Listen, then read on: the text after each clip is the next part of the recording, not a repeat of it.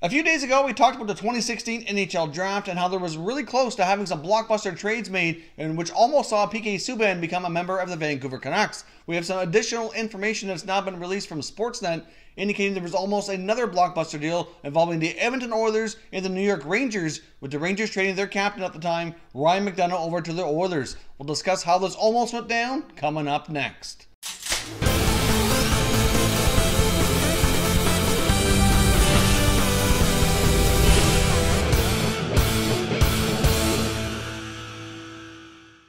Hey everyone, and welcome back to another video here at Top Shelf Hockey. If you're new to the channel, thanks for stopping by. We review and discuss all 31 NHL teams, so if you're a huge hockey fan, consider subscribing and clicking the bell so you don't miss anything. So as I mentioned off the top, we have another story to tell you today from the 2016 NHL Draft, which really greatly changed the landscape of a couple NHL teams and really could have altered the future here that we know today as the present for a couple of these clubs, especially the Edmonton Oilers, who are going through a very tough time right now. You know, they've already gone through a head coach this year. We saw Peter Chiarelli, the GM, be let go, and their team is really in a lot of disarray with a lot of big questions to be answered here about their future. Well, one of these deals that almost happened back in 2016 could have greatly altered their future and might not be in the situation they are today had they gone ahead here. Now, as I mentioned in the other video where we talked about PK Subban almost going to the Vancouver Canucks, there was a lot of deals that were kind of in play that came really close to happening on the draft floor in the first round of the 2016 NHL Draft. Most teams between spots 4 down through 9 were kind of jockeying for position. There were some other teams as well, like the Rangers and the St. Louis Blues, who were not drafting in the top 9, but were trying to get up there. And a lot of that had to do with them having Clayton Keller ranked quite highly on their draft list over even some guys like Mikhail Sergachev, over Jesse Puljujarvi, and some others that ended up going in the top few spots there. Obviously, Matthews and Laine were 1-2. There was no debate about that. And we fully suspected the Maple Leafs as well as the Winnipeg Jets to grab those players, and all the other teams really were not making any attempts to go there because they know that was untouchable.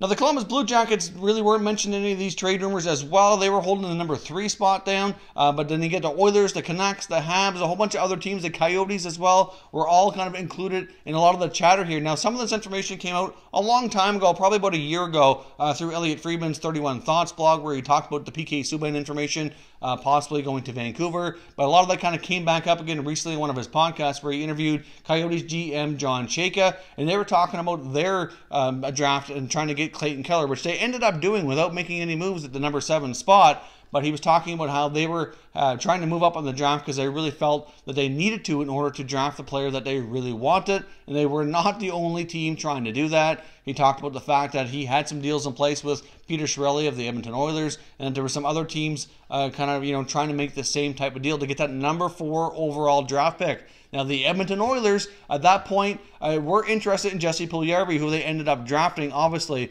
But at the same time, they didn't think they were going to get Puljujarvi, so they were open to moving the pick. So obviously at that point, he had conversations with a variety of teams, including the Coyotes, who, like I said, ended up getting Keller anyway. But the deal that was on the table for the New York Rangers was they were going to acquire that number 4 overall draft pick so they could take Clayton Keller in exchange for Captain Ryan McDonagh, who is certainly a top defenseman, a top 2 defenseman on many NHL teams for sure. A couple of years back, he was even regarded even higher, I think. Obviously, since then, he's been traded to the Tampa Bay Lightning.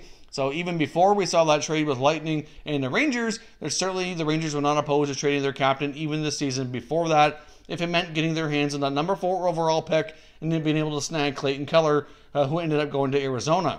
Even though we were told most NHL clubs had the top 3 prospects ranked as Matthews, Laine, and Puljujarvi, many did not see the Columbus Blue Jackets in that number 3 spot, drafting Pierre-Luc Dubois. Them drafting Dubois basically is what kind of caused the ripple effect here for all these deals to go to the wayside. Once Peter Chiarelli saw that opportunity to grab Puljujarvi, he decided that he was keeping the pick, and the other deals and conversations he was having was no longer in play, and he was not proceeding there.